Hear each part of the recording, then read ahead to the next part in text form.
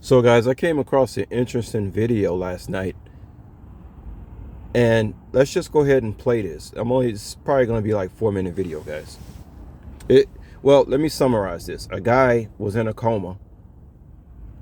He was in a basically an altered state of reality because, well, let's just play it. The illusion. We need to feel that we are moving somewhere, that there is a future, that there is a past. When you take away the clock, you are left with nothing but an endless, suffocating now. And as we are about to see, living in the now is not a gift. It is a curse. If Michel Siffre lost a month, Clive Wearing lost his entire life. Clive was a brilliant musician, a conductor, but in 1985, Before we listen to this, guys, about what happened to this conductor, they told a story about a woman who had, I guess she was deep down in some pit for about 3 months, and when she came back, her mind wasn't all there. But let's see what they say about this individual. a virus, herpes simplex, attacked his brain. It ate away his hippocampus.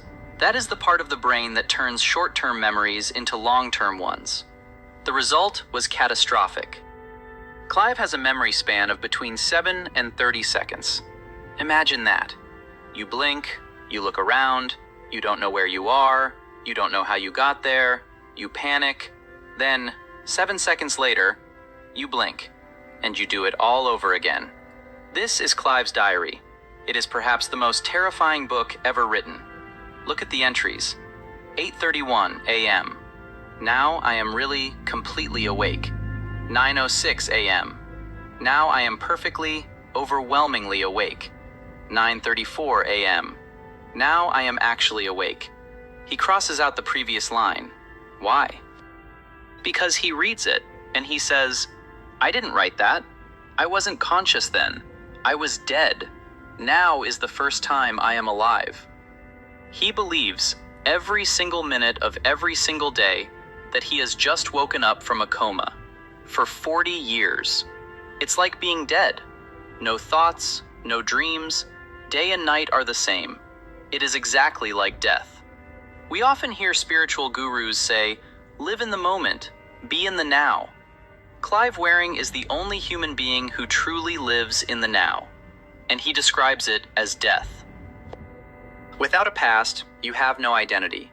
Without a future, you have no hope. Clive is trapped in a prison of the present, a cell that is only 7 seconds wide. This tells us something crucial. Our perception of time, this feeling that life is a story, a continuous river, is a mental construction. It is a story our brain tells us to keep us sane.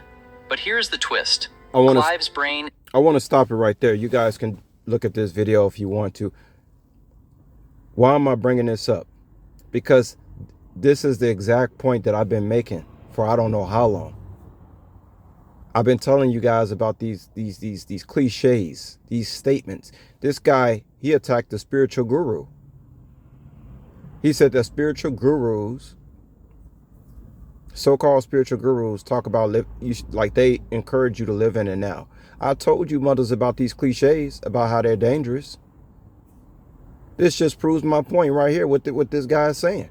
These cliches, you get. What did I say the other day? I said you get stuck in them. They keep you stuck when you adapt to these cliches. I say somebody makes up a cliche, you are to do the opposite.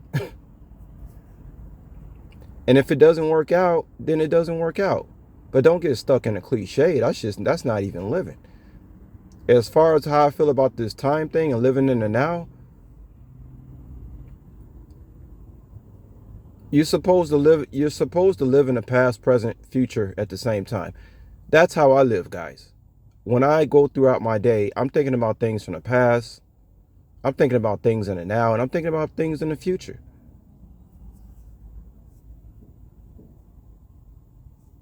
So that in my now is the past, present, future. It's all happening simultaneously. The past, present, future is all happening simultaneously.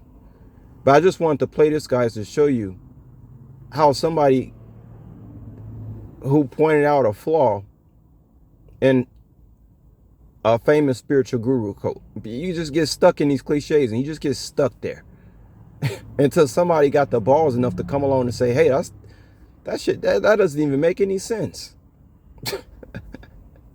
But that's what teachers are supposed to come and do. Teachers come and change the laws, man. Somebody come. You ever notice how a teacher will come? It could be anybody. It could be Elijah Muhammad. Somebody will come up with a set of law, and all of a sudden that it'll be when they pass on, it'll be just be thrown out the window, and then somebody else will come along talking about it's the differences that make the difference. It's happened all throughout time. You have a teacher come, has some laws, that person dies, and then it gets thrown out the window and something new gets created. That's how the universe works. So I think the point is here, never stay stuck in anything. I mean, don't stay stuck in nothing. You know what I mean?